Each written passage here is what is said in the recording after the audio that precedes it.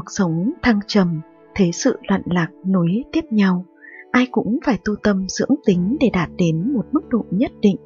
Vậy cảnh giới cao nhất của đời người là gì? Thứ nhất, đừng tức giận vô ích. Hãy học cách quản lý cảm xúc của mình. Trong cuộc sống, chuyện tốt không phải lúc nào cũng đến với bạn, và không phải chuyện tốt gì cũng suôn sẻ. Vậy nên khi mọi chuyện không được như ý, bạn phải học cách kiềm chế cảm xúc của mình. Đừng tức giận, than vãn. Bạn có thể buồn nhưng chỉ được một chút thôi. Napoleon từng nói, một người có thể kiểm soát cảm xúc của mình vĩ đại hơn một anh hùng chiến thắng một thành phố. Mọi người đều sẽ trải qua mọi bất hạnh và thử thách trong cuộc sống. Hoặc là bạn bị thất bại nhất thời làm cho gục ngã, hoặc là bạn đối mặt với nó một cách tích cực rồi vượt qua nó. Chỉ khi có đủ tập trung và sức bền trong cuộc sống, đối mặt với những khó khăn vất vả từ thế giới bên ngoài, không ngừng tích lũy năng lượng tích cực, nâng cao năng lực và rèn luyện sở trường của bản thân, thì con người mới có thể vững như cây tùng cây bách, có thể chống chọi với bão tố của cuộc đời.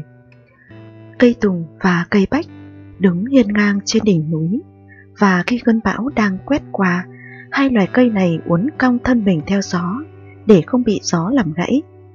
Tuyết tích tụ trên các cành cây, cây tùng và cây bách uốn cong thân cây bằng lực của chúng để tránh cho cành cây bị dập nát. Người trưởng thành nên biết, có một loại khôn ngoan gọi là không tức giận. Cuộc sống này thiên biến vạn hóa, hoàn cảnh luôn thay đổi. Một người khôn ngoan chân chính có thể giữ bình tĩnh khi xảy ra sự việc, không tức giận, không suy nghĩ, buông bỏ, không hỗn loạn, không vướng mắc, duy trì tâm thái bình yên, có thể thoát ra khỏi mây mù và bước tiếp. Thứ hai, đừng lo lắng khi gặp biến cố. Cuộc đời không gì là bất biến. Khi gặp phải những thay đổi bất ngờ, không cần phải hoảng sợ hay chần chừ. Mỗi trải nghiệm trong cuộc sống đều là một tài sản quý giá. Hãy học cách bình tĩnh đối mặt và bình tĩnh đón nhận nó. Như Thích Ca Mâu Ni đã nói, bất kể bạn gặp ai, người ấy là người nên xuất hiện trong cuộc đời bạn. Bất kể điều gì xảy ra, đó là điều tất yếu. Bất kể khoảnh khắc nào đến với bạn, đều là đúng thời điểm. Những người làm nên việc lớn luôn có thể tránh được hỗn loạn nhờ bình tĩnh, không lo lắng, chủ động tìm kiếm giải pháp cho các vấn đề. Có câu nói, từ xưa đến nay, người khôn ngoan đều thấu rõ, càng gặp nhiều biến cố hiểm nguy kinh thiên động địa, thì tâm phải càng tĩnh, càng không sợ hãi. Chỉ khi không có hỗn loạn, không bất ngờ và tâm hồn bình an, chúng ta mới có thể bình tĩnh suy nghĩ, phán đoán đúng đắn, vượt qua mọi khó khăn trở ngại.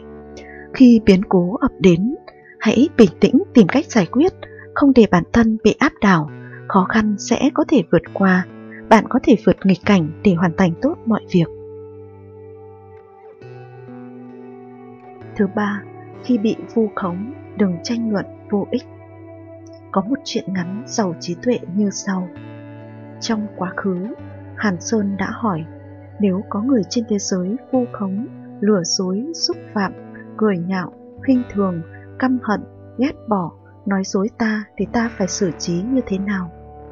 Thập Đắc đáp, chỉ cần nhường, nhẫn với hắn, tôn trọng hắn, cung kính hắn, coi trọng tự do của hắn mà tránh hắn, cuối cùng thì đừng để tâm đến hắn, chờ vài năm sau sẽ gặp hắn. Trang Tử từng nói, không thể cùng con ếch ngồi trong đáy giếng bàn luận về biển cả, không thể cùng côn trùng mùa hạ bàn luận về băng tuyết mùa đông. Kẻ trí sẽ cân nhắc ai mới là người xứng để cùng nhau luận bàn đạo lý. Một ngày, chú ếch sống trong chiếc giếng cạn đã lên giọng nói với chú rùa sống ngoài biển Đông rằng, cuộc sống dưới giếng của tôi thực sự rất vui. Khi muốn ra ngoài, tôi chỉ cần leo lên thành giếng, rồi khi trở lại, tôi nghỉ ngơi tại khe nứt trong giếng.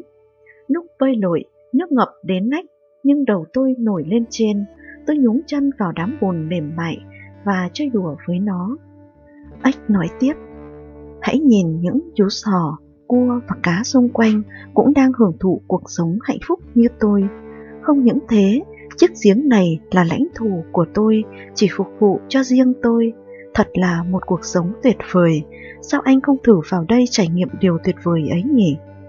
Nhận lời mời của chú ếch, chú rùa chuẩn bị vào chiếc giếng. Nhưng trước khi chú rùa có thể di chuyển được chân trái, thì chân phải của chú đã bị mắc vào thành giếng rồi. Rùa không vào bên trong giếng nữa và bắt đầu kể cho chú ếch nghe về biển cả.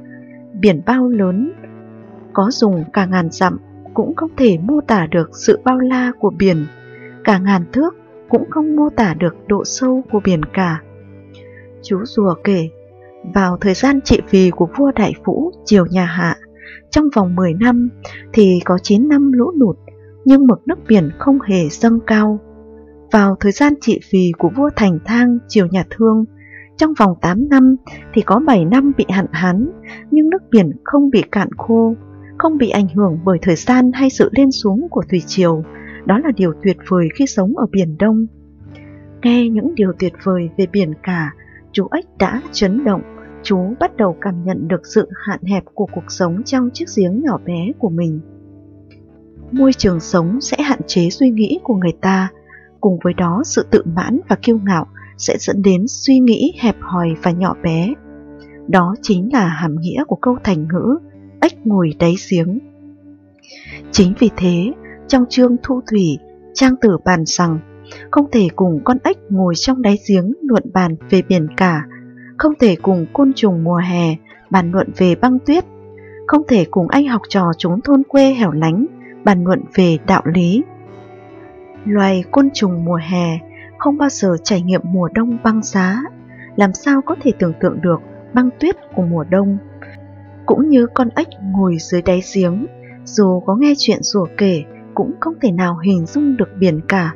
Tương tự như vậy, khi giảng đạo lý cho những người có tầm nhìn hạn hẹp hay tranh luận cùng họ là một việc làm vô nghĩa. Vậy nên, thay vì tranh cãi vô bổ, tốt hơn hết là bạn nên điều chỉnh tâm trí để bình tĩnh lại, và hãy để thời gian giúp bạn xóa bỏ hiểu lầm, làm sáng tỏ sự thật và khôi phục lại sự trong trắng cho mình.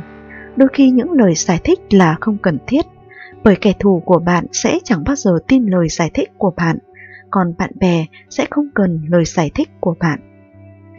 Trong cuộc sống, ai mà chẳng từng gặp phải một vài người không thể cãi lý với họ, và một vài điều không thể giải thích được. Có lẽ không tranh cãi hay giải thích là một giải pháp tốt hơn. Sống mạnh mẽ, không cần tranh cãi hay giải thích, im lặng là cách tốt nhất. Thời gian sẽ cho bạn câu trả lời mà bạn mong muốn.